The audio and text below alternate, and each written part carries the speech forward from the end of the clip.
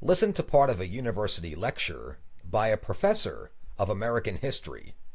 Now, one of the most interesting events, I think, in Afro-American history was the development of the Underground Railroad in the years before the Civil War. I guess you've all heard of that, right? Then you know that the Underground Railroad wasn't a real railroad. It just got that name in about 1831 because at that time the new steam engines, the new steam railways, were becoming important in the U.S. economy. So the Underground Railroad wasn't a railroad. It was a network of people who helped slaves in the South escape to the North, to the northern states and to Canada mostly, but also to the West, to Mexico and to the Caribbean as well. These people were black and white, abolitionists and free blacks, and various religious groups, and they helped slaves escape from their masters. They hid them in their houses, and they secretly conveyed them by wagon, by boat, and on foot to places where human slavery was illegal. It's believed that the system was started by a Quaker, Isaac Hopper, near the end of the 18th century, because he had begun organizing ways to assist runaway slaves at that time. It's documented that in 1786, George Washington, before he became the first U.S. president, complained that one of his slaves was helped to escape by, quote, a society of Quakers formed for such purposes, unquote. The Underground Railroad never was extensively organized, though. It was just an informal network of safe houses and secret routes and meeting points.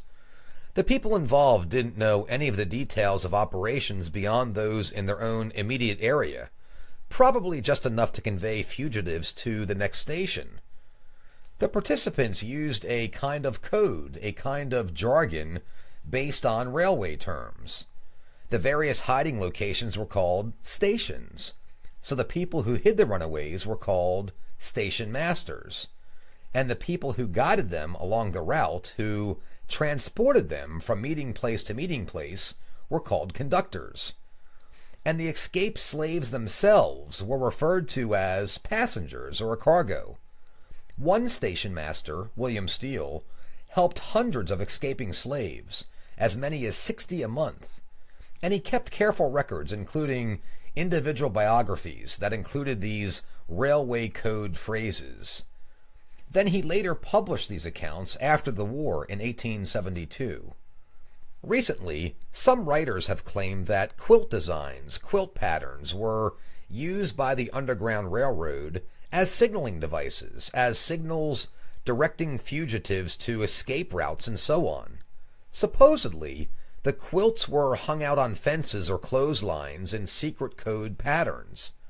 And some other sources have suggested that some of the gospel songs of those days, including some still well-known spirituals like Follow the Drinking Gourd and Steal Away, for instance, that these songs also contained coded messages to help guide the fugitives. But both of these ideas have been debunked by serious historians who can't find any contemporary evidence for either theory. In any case, the Underground Railroad was most active between 1850 and 1860, and it is estimated that as many as 100,000 slaves had already escaped to the North by 1850. Southern slaveholders became so worried about their loss of property that they persuaded the U.S. government to pass a strict Fugitive Slave Act, which forced officials in the free states to assist slave catchers from the South and fine them for non-compliance. This angered Northerners who had otherwise been willing to turn a blind eye to the practice of slavery in faraway places, and now vigilance committees were set up in many northern cities to raise money, provide food and shelter, and help relocate runaway slaves. In fact, the Fugitive Slave Act became one of the main Union causes during the Civil War. The Underground Railroad had many brave participants, including Harriet Tubman, a free black who risked her own freedom 19 times in 19 trips to the South. But she succeeded in escorting some 300 fugitives out of slavery. There was Levi Coffin, a Quaker, who helped more than 3,000 slaves escape. There was Thomas Garrett, a Delaware station master who paid more than $8,000 in government fines for his violations of the Fugitive Slave Act. And there was Calvin Fairbank, who spent almost 20 years in jail for his anti-slavery activities, just to name a few.